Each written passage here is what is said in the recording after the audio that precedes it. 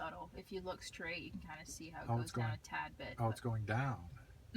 This is how Okay. you lower it, and then if you move it up, it'll actually go up. Okay. And if you want to kind of go back to the setting to where it says like low, medium, or high, we can put that in there for you too, but they kind of put it in there as a joke at the factory.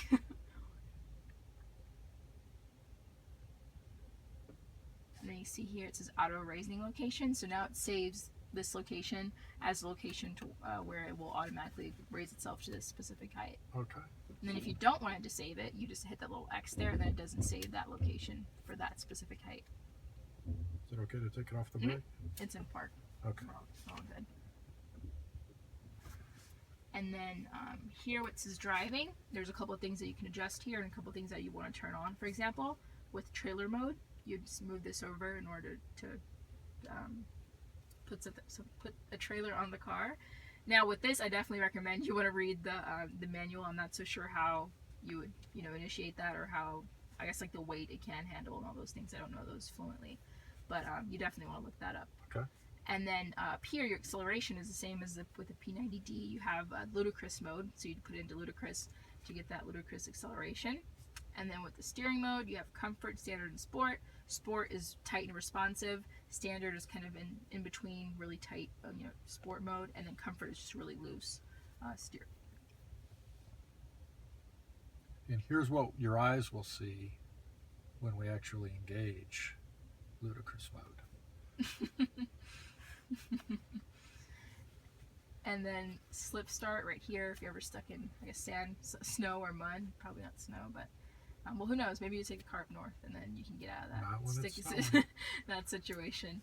And then creep here is off currently. What creep does is if you turn that on, the car mimics an automatic car to where it kind of creeps up a tad bit if it's in gear. If you turn it off, it'll almost just come to a complete stop on its own using the regenerative braking system. Okay.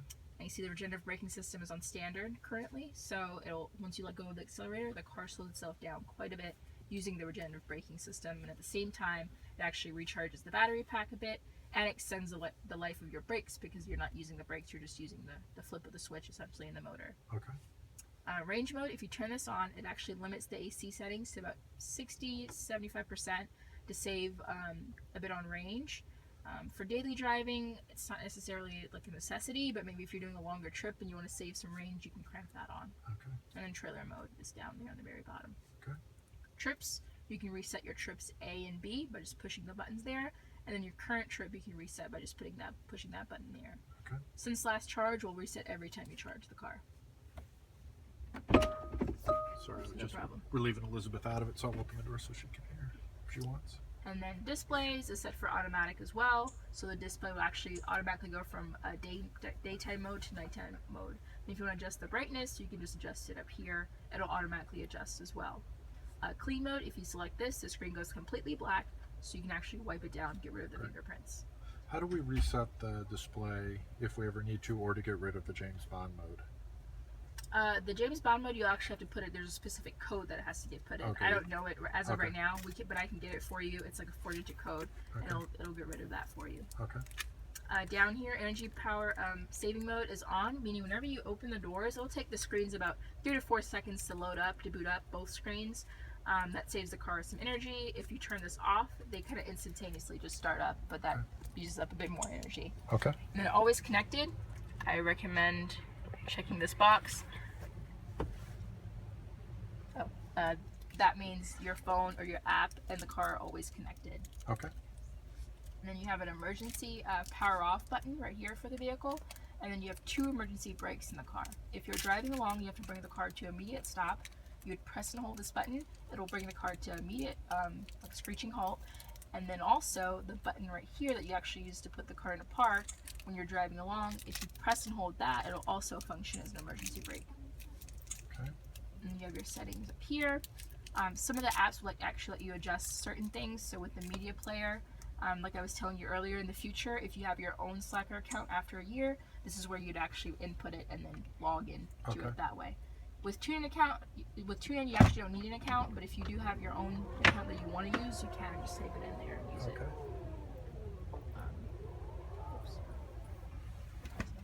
There. Maps and navigation. If you want to turn on traffic-based routing, you can turn it on here, and then the car will reroute you based on a kind of minimum improvement time that you select. So that's that. And then trip planner is on. That means the car will actually kind of give you advice where you should stop and charge at if you're making a longer trip. And then over here, your calendar. Once you have the app downloaded on your phone and your phone connected via Bluetooth, you can select when you want to see the calendar upon entry. So never, morning and evening, or always. Okay. So you just select it there. And then driver profile, we've seen this window before. It was just the shortcut for this window is right if you select it here and then create driver profile. Okay. Pulls up the same window. And you just type in the name and go through that process. Okay. Units and format.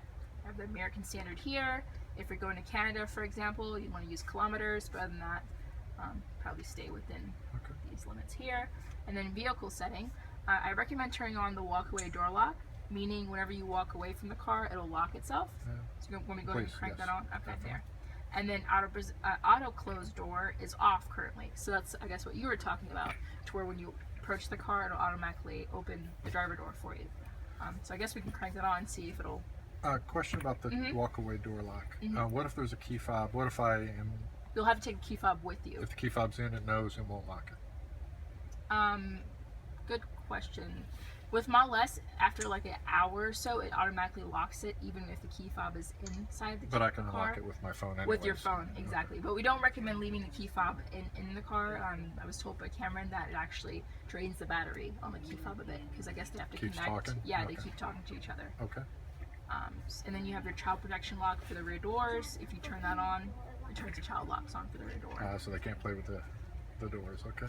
And then drive away door lock. If you turn that on, the doors will lock as soon as you start driving the car. Headlights after exit. If you turn this on, the headlights stay on for 2 minutes after you exit the car. Turn that on for the time being. And then mirror auto tilt. Whenever you put the car in reverse, the mirrors tilt down a bit. And then mirror auto fold. Whenever the car locks itself, or when you lock the car manually with the key fob, it'll actually fold the mirrors in for you. Can I manually fold the mirrors? Yes, there's a button on your door on the very top. You see there? The mirror, yep, in the middle. That Okay. one will fold them in and out. Okay. So if you're pulling into the garage or something like that, you would do that. Okay. And then smart preconditioning is a new feature that we've released recently. What it's supposed to do is actually learn your driving schedule, and based on that, automatically kind of prep the car before you get in. Okay. I actually recommend using the app on your phone to adjust the temperature, because not everyone has like this, We same don't have a driving schedule. schedule. Yeah, so it's kind of tough for the car to figure that out. Okay. And then safety and security, you want to turn your park assist chimes are on, so when you're parking the car, you'll hear those chimes. The alarm, you're going to want to turn on. And you can actually set the app to send you notifications if the car alarm ever goes off, for example, on your phone. Oh, great. And then remote access, we want to turn that on. That's part of the app that enables the app access. Okay. And then display settings, we saw the same exact screen control, so it's just kind of a duplicate. Okay. And then home link, we talked about this earlier. You'd set up your home link in this window. And then driver's assistance. This is where you actually have to turn on the auto steer to enable that, and then that will also enable the parallel parking and the auto lane change if you turn that on over Okay. here. With the auto steer, you just want to make sure you're using it on the highway. The car has visibility, and the lines in the road are also visible, so we can properly steer itself. With the auto lane change, you still want to look in your mirrors when you turn that on, because if there's a car whizzing by super fast, the sensors can't pick it up from a far distance. When this first came out, I was reading a forum post from a guy, and he's like, I love the car, I love the update, but every time I change lanes on the highway, it's like my steering wheel vibrates. Because he had the lane departure warning. He And doesn't use the turn signal. somebody says, like, methinks you don't use your turn signals. Yep, that's Yeah, exactly why. yeah. Yeah, and that's why it was off. Actually, I usually leave it off because a lot of people have the habit of doing that, and then I get a call back 2 days later. It's like, my car's vibrating when on the highway, and I'm like, well, check to see if this is on, and sure enough, that's 9 times out of 10, that's the culprit. So that's what that is. It's super cool, like if you're going on a longer trip or just driving on the highway, to kind of keep you within your lane, literally. But for daily driving, sometimes it's sensitive. There's like the bicyclist lane and stuff like that. It'll read that and then go off. So Okay. it depends. I would give it a shot and see how you like it, and then you can always turn it off or on. Okay. Side collision warning is on, so the car will actually give you an audible and visible warning when it senses a side collision. and it'll steer the car away from the side collision if necessary.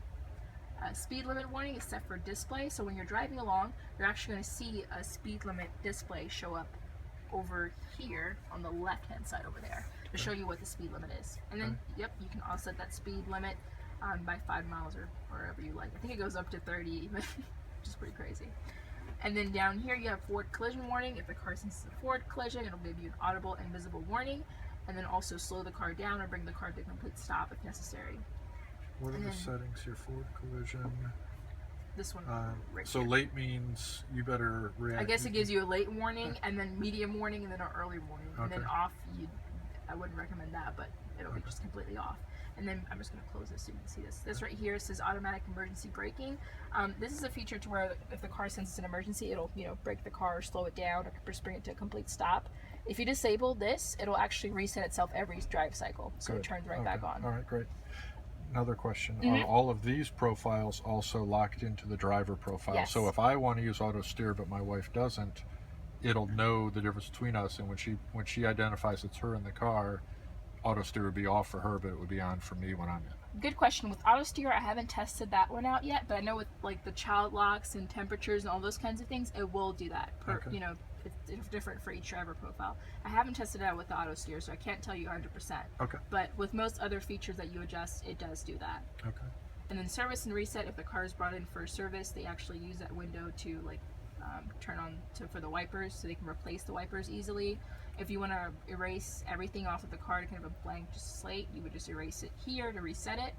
And then tow mode, if this is not tow mode to actually tow something, but this is if the car ever has to get towed, you would turn this on, and then the transporter could pull the car onto the flatbed. And this is right here what you're talking about the spoiler. Okay. Automatic, I guess it adjusts at you said a certain speed. I think that's what My understanding is, except it's up to that height always, except when you park, and then maybe when the doors lock, it retracts, and that's the only time. Gotcha. I'm not That's my 100% sure. understanding. Yeah, when it does that or when it doesn't. Where's the oil change? No warning. And then That's the dad humor manual, again. and then the manual right here. If you ever need to breeze up on something, great. which I'm sure you'll do, and Yeah. I'm going to too. I'm gonna have to sit in one of these cars and learn a bit more about the car. But you can just select an option, a tab here, or like I did earlier, if you want to just look at the index of terms, you just select that, and then you see you can just go through that way. Well, the way the car keeps changing, there's always something to learn. Exactly. So when there's a new software update, this actually updates as well. So you'll have the information in there for you as well to look over. Great. All right. And then the gear here, kind of a refresher. To actually put the car in a gear, you have to put your foot on the brake, and you have to pull the stock all the way down to put it into drive. And then you'll see the D actually show up bold there. The doors are open. That's what it's telling you here. See? So there's that over there too. To put it into park, you just push the silver button once. And to put it in reverse, it's the same thing. You have to put your foot in the brake and push all the way up to put it in reverse. There you go. You can see the camera shows up. There you go. Okay. On your left-hand side, this is your turn signal. If you push it up, you'll turn on the right turn signal. And if you push down, you'll turn on the left turn signal. You don't want to hit the gray button on the end of that stock. It's the washer fluid. Okay. So if you push that all the way into the washer fluid, squirt it on the windshield. And then there's a little twist option here. The 0 means the rain sensor wipers are currently off. The first dash line will turn the rain sensor wipers on. Okay. So that's what that is. Also, if you pull that towards you, you'll flash your headlights at someone, like to let them pass or kind of give them, say hi. And then there's a small knob in between these two. That's the steering wheel adjustment. So you see there's this tiny knob. one, yeah. Yep, there. That's what you use to adjust the steering wheel. Okay. And then the knob underneath that is going to be your cruise control knob. So to activate the adaptive cruise control or the auto steer adaptive cruise control, you're going to have to hit the button once, the gray button. And then if you see it there, it's this one. Oh, it's different. Oh, okay. Hold on. Let me go on this side so I can see it a bit. Sorry, I thought it was the same exact thing.